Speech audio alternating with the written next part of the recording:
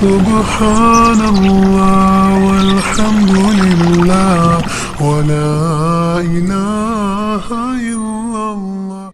Good evening. My name is Nikhila. I'm a dental student.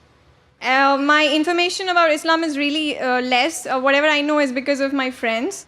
My question is, I've read this poster. They say that music and dance is not accepted in Islam. Why is that? I mean, you cannot say it's generally also you can listen to music or singing or dance or whatever. You cannot just say only for Bharatnatyam or for any form of dance you have music. In general music also we have you when you praise God, when you show your emotions. Why is it said that music and dance is not allowed?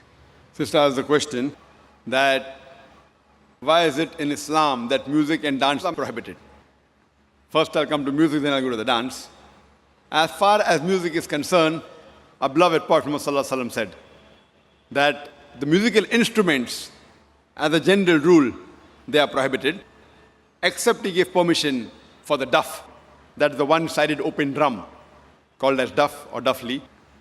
Besides that, the Prophet prohibited because if you analyze, it takes a person away from the remembrance of Allah subhanahu wa ta'ala, from the remembrance of Almighty God. That's the reason when we hear these, film songs, whether it be Hindi, it may be Malayali or Tamil or whatever it is, you find that in these film songs, most of the words that are mentioned, they are far away from reality. The hero tells the heroine, "Main tumhare chand tod ke leke aunga, main tumhare sitare tod ke leke aunga, I'll get the moon for you, I'll get the star for you." We know it's not possible. No man can get the star or the moon for his lover. But yet, we keep on repeating because of the ambience, because of everything.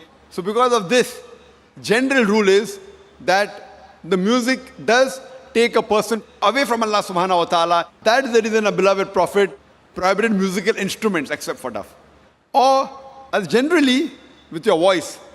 For example, when a person recites the Quran. If he recites the Quran, his voice is good, that's permitted.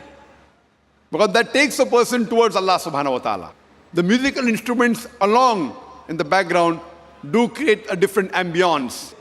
Otherwise, singing per se, it is mubah, optional, as long as the words of the song, they take you towards your creator Allah subhanahu wa ta'ala. If the words of the song take you away from Allah subhanahu wa ta'ala, even that type of song is prohibited. Now come to the second part. Why is dancing prohibited? There is no verse in the Quran or no hadith that I know of which says dancing per se is haram. But normally, because people dance to show to the other people, we have dance performance on the stage, where as you Bharatnatyam. Now you're doing Bharatnatyam on the stage and thousands are watching you. So normally in terms of the hijab reason, we wouldn't like to expose our ladies, our mothers, our sisters, our daughters on the stage and thousands of people looking at them. So any profession in which the body is used as a show, as to entertain the people, it is prohibited. That is the reason dancing in public or dancing in parties where we have opposite sex mixing, many a time the rules of dancing, they conflict with the rule of the Islamic Sharia. Normally when you have a dance, you have pairs, male and female, and most of these pairs, that's the girlfriend, boyfriend, and you dance in front of other people. So because it breaks the system of Islamic hijab, that's the reason per se it is prohibited, because it goes against the system of hijab. So you have to realize that many a time when you dance in public, you go out for parties and you move around. Otherwise, with you and your wife, you can do what you want as long as it doesn't go against the Sharia. Alone in closed doors, husband and wife, what they want to do, as long as it doesn't go against the rules of the Quran and Sahih Hadith, there's no problem. But because most of the time dancing exploits the body, it includes singing, dancing, you go on the stage and other people are watching, so it breaks the rules of Sharia, of the hijab. And you can hear my video cassette, Women's Rights in Islam, Modernizing Outdated, which speaks in detail.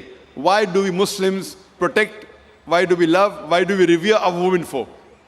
Because we love our women, that's the reason we protect them, and we don't want to exhibit them.